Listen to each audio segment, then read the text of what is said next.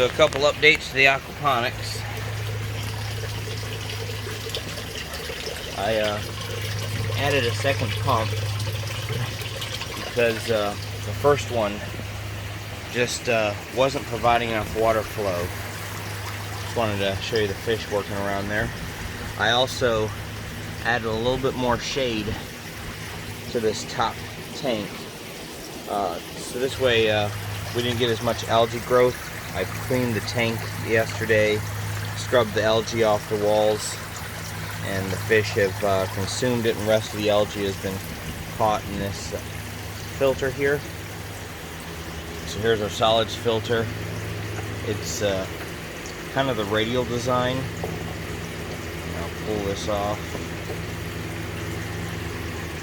So the water comes up through the pipe, and then this outer pipe forces it back down to the bottom of the filter, and then it goes through this filter media before it's allowed to come out this side here.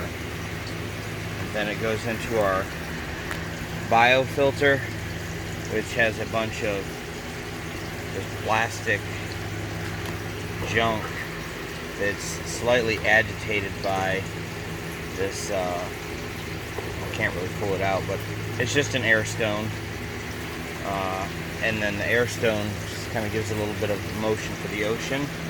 And then out, I'm going to increase that pipe size, but for now it's getting by.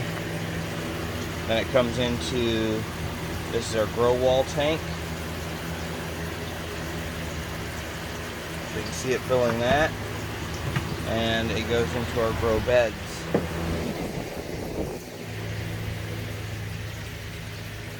Then we have bell siphons in the back. That's inside there. There's a PVC pipe that has a open mouth at the top, and it's covered by a slightly larger piece of PVC that causes a kind of toilet suction function. Once the water level reaches the top, it sucks all the water out of the bed. And to decrease algae growth, I've painted the water level of the bed, so this way you don't get the sun shining on it, because here in Georgia we get a lot of sun. I left this section open here, and this section open here. You see a little bit of greening there. That's from the algae growing, but that allows me to see the water level without us sacrificing too much extra growth that we're donating energy to algae that we don't really want. So we have some beans growing back here, some sprouts coming in. I don't know if you can kind of make that out there. And then I added a watermelon back here, doing really well. This vine here is doing extremely well. This is our cantaloupe. You see some baby cantaloupe coming off that flower there. Some cantaloupe growing off that one there. I think there's some more growing down in this bunch here. And one of the things that really helped the cantaloupe come along was I changed the pollination method from using the toothbrush method, where you vibrate the flowers, to using a Q-tip. The Q-tip method seemed to be a much more effective pollination method. Just getting this guy away from the router, and we're getting a lot more fruiting here. Just checking this guy while I'm here. And we also have a lot of cucumbers coming in. I don't know how well you can see that on the camera, but he's hiding back there. We've got all kinds of sizes. You see a smaller one coming in. Where is it? Right up here. So all different size cucumbers coming in all over the place. So that's the grow beds. They're doing really well. The grow wall I've been working on, and I think it's doing better. I don't know if it's doing best. It's doing better. My cousin Billy, he had recommended that I change the water cycle, and I think it's helped out a lot. These guys look a lot healthier than they did, and I'm not sure whether they're going to just green up or not, but they definitely look like they're doing healthier. So I think we'll be able to tell with this lettuce. This lettuce is really old lettuce. It's been around since we started the beds, and it hasn't really changed at all. So I'd like to see some change in that. So we'll see kind of what goes on there. This is newer lettuce, and it looks just as big as that older lettuce. So we'll kind of see how this goes. Basically what I've done here is I've changed the watering cycles to every 5 minutes instead of every 15, and I've set the cycle time to, I think it's 3 minutes on and 2 minutes off. So it gets just a little bit more water.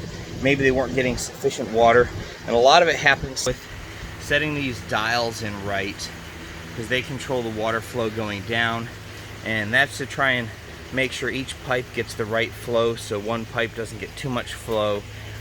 They all share the same inlet line. An orchestra of trying to get all that in concert to work right.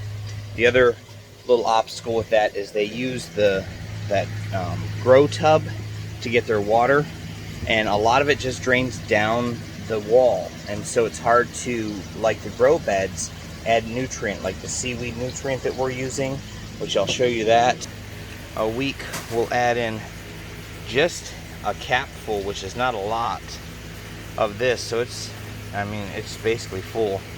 We'll add this to the grow beds and build in the nutrient gaps that starting the system off had. If you followed early on, we started the system off with just powder ammonium to try and cycle the system without the fish while the fish were inside in the fish tank. So that's really helped these plants come alive and get the nutrients they needed. Early on we had some different nutrient deficiencies. I think nitrogen was actually one of them, which was really tough on these guys right here. I don't know if you can see the deficiency that started off here. This one was, not sure if this was calcium or phosphate that caused this, but if you notice that the broccoli, they couldn't stand up, so their stalks are bent. All their stalks are bent sideways. So my broccoli just don't stand up straight. They do now, but early on when they were growing, all of them were flopped over. They just didn't have the strength it took in their growth to grow straight up. A lot of that was a nutrient deficiency, and but now they're doing a lot better. The fish are producing tons and tons of poop, which is good. We like that, and so they're doing really good. The fish, when I'm not feeding them, are taking the bugs and tearing them apart that are on the surface of the water, which is pretty entertaining to watch. I'll try and take this out at some point if you guys are interested in the build, but take out how I built that filter down there that blocks the small fish from escaping the IBC tote. So you can kind of see how that works, but mainly it's just maybe it's an inch and a half. It's either an inch and a half or 2-inch PVC that has just a cap on it and a bunch of holes drilled in it, and I measured the output to make sure it wasn't going to impede the flow coming out. And then I also have this drain here, so this way when I'm working on the filter, I can back the water out, and I just attach a hose into the sump. Not a hose, but a pipe, an elbow, so the water goes back into the sump. If I actually need to drain the solids out, I can swap this out. This is PVC glued here, but it's not glued there. So I can take the solids out and take it out the side right there to get rid of the solids. It's not a perfect setup, but it's V1, and I'm continuing to identify ways that I can improve this, but it's a good setup so far. And like I mentioned, I'm going to add this. This is actually just taped together. This Gorilla Tape is pretty impressive. It's not got a leak, and it's just Gorilla Tape.